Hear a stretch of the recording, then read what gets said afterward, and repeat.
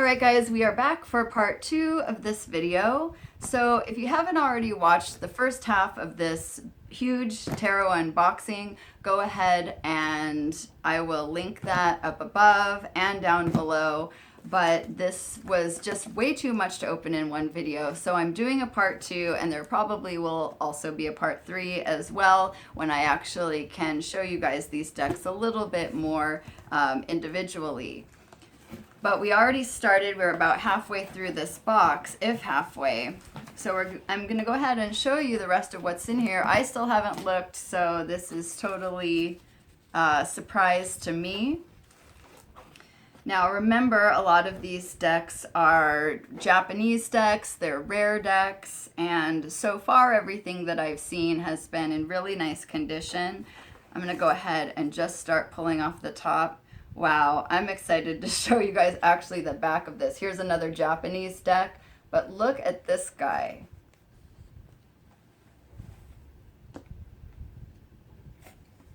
I hope that this will focus because we've got this Japanese magician here. We've got the pentagram that says tetragrammaton around it. Now, what I said in the last video, which I found really interesting, he's here, he's got his dagger, and I can't see what that image is behind him, but it looks an awful lot like an image from the Aleister Crowley's Thoth deck. And what this guy looks like is a magician in Golden Dawn or Western Mystery tradition style, maybe in the OTO, which I do know that there is OTO chapters in Asia, so very interesting.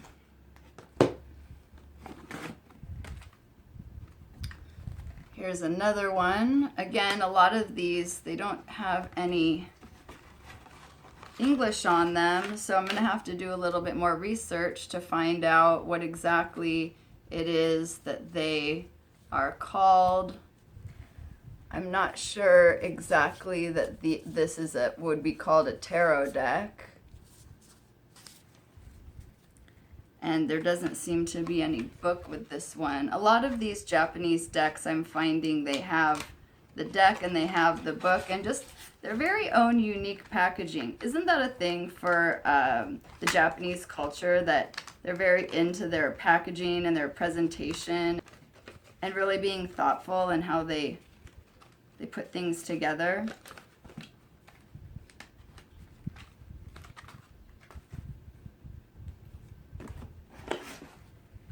Okay, wow, look at this one. It says Grimoires.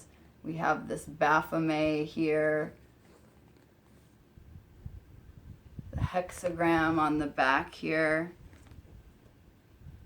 Clavicula Solomonis.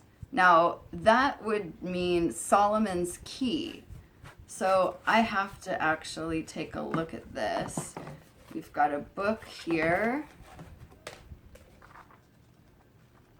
And this doesn't feel like tarot deck. Isn't it cool though? Okay. Got some kind of a cloth.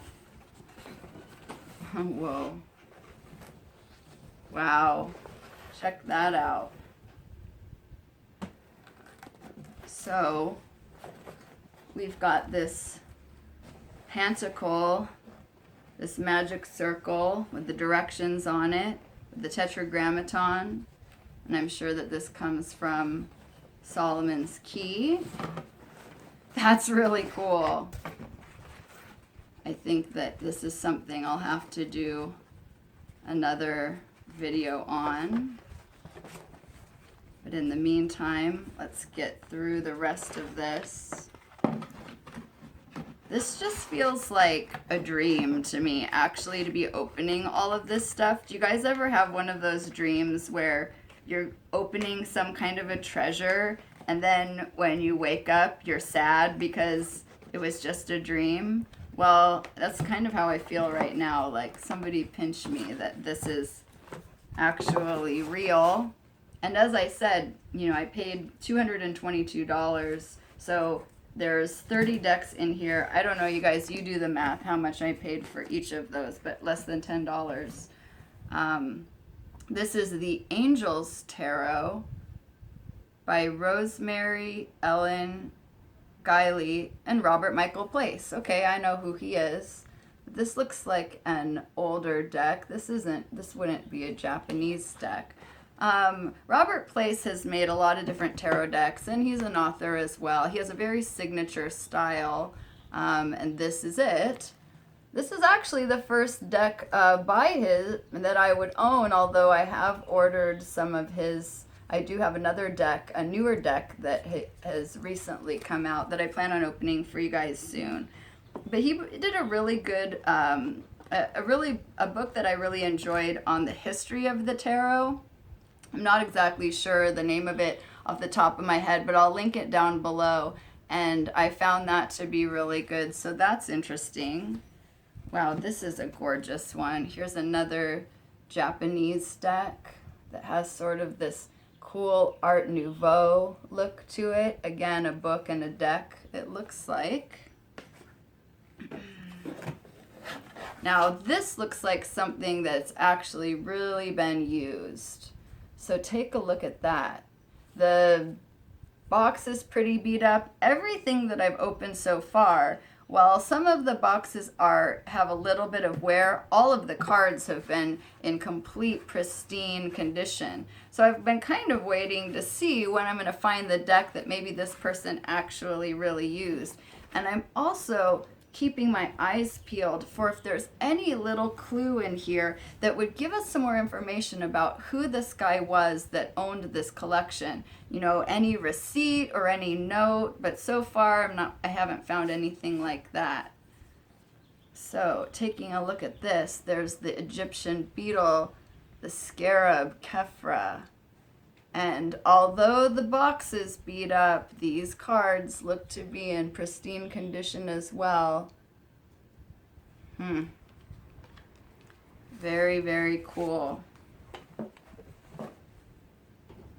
So I'm just excited to be able to have these just even for the archival purposes. And here's another deck. Wow, these look really cool. As I said in the last video, if there are any of these that you guys want to see me specifically open and show, please just leave that down below. Just tell me which ones you're the most interested in.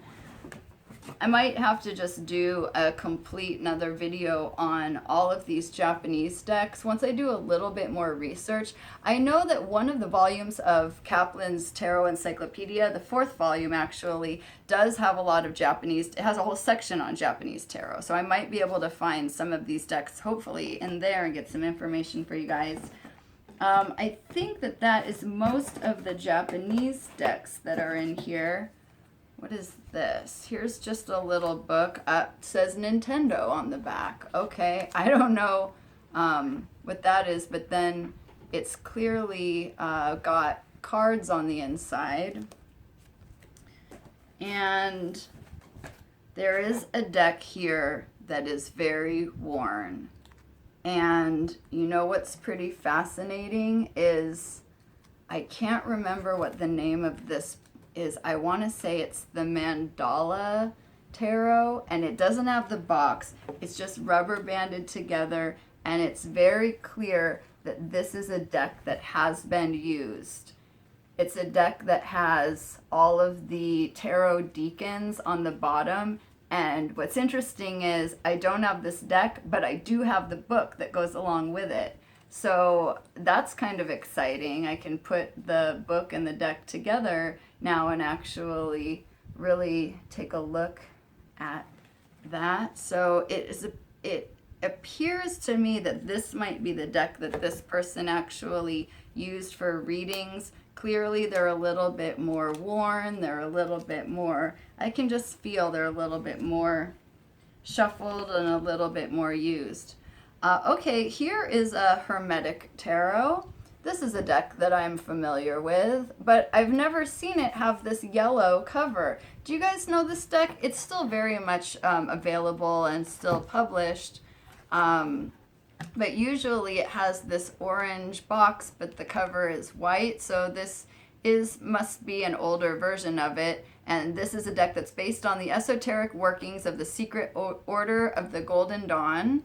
Kind of surprising. My students are always surprised by the fact that I don't normally use this deck, that it's not one that is one that I use when I'm teaching. I actually do have this deck. I've only acquired it recently though. The cards are actually just black and white cards, and there's a lot in there, and I've honestly always felt a little bit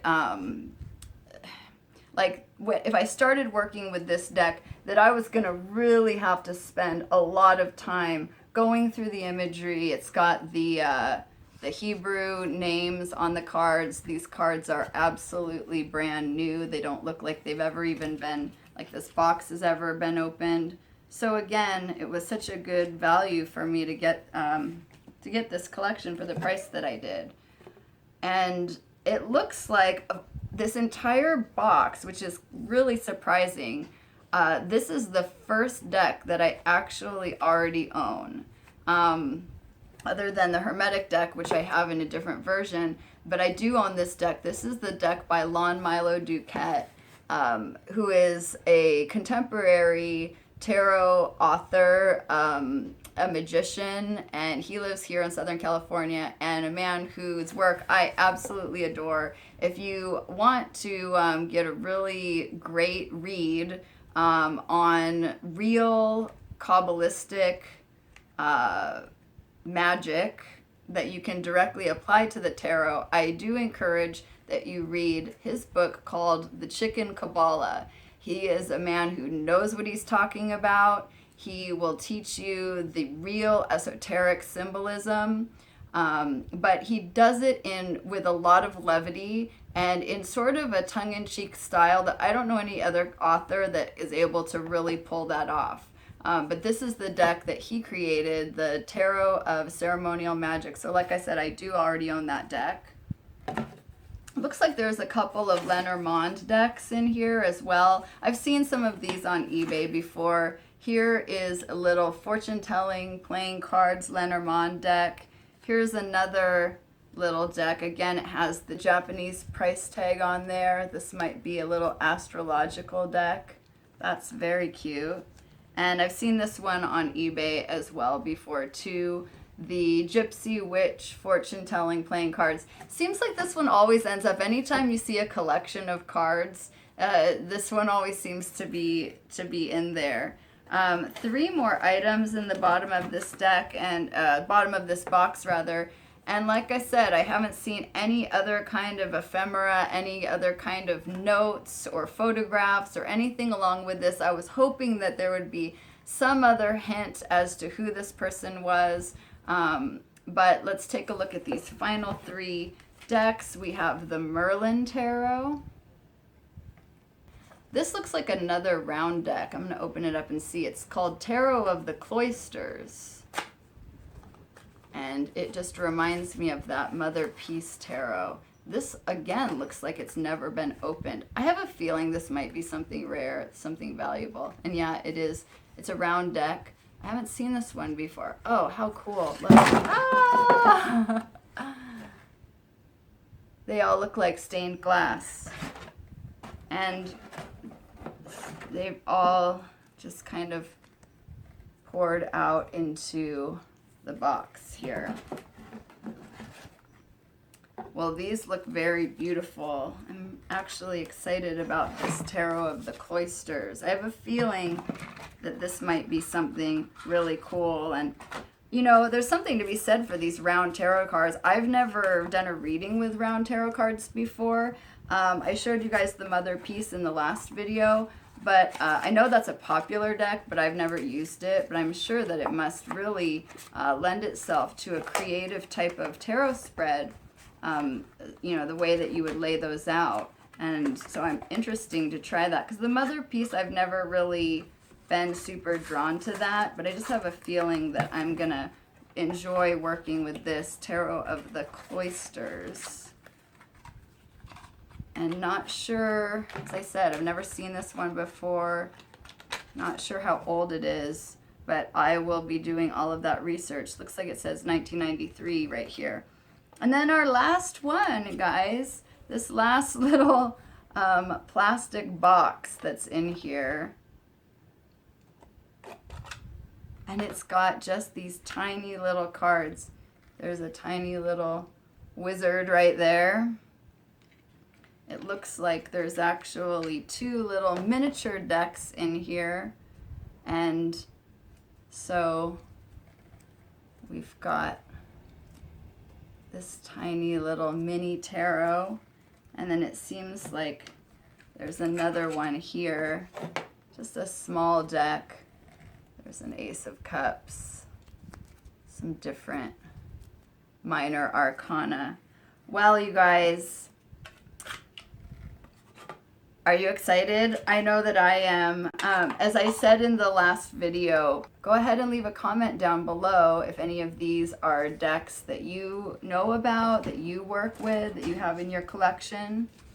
And if there is a deck here that you want to see me open up and share with you guys, as I said, I'll probably do the Japanese decks after I look them up a little more. But I thank you guys so much again for watching this video. Please like, share, subscribe, and I'll see you guys next time. Bye.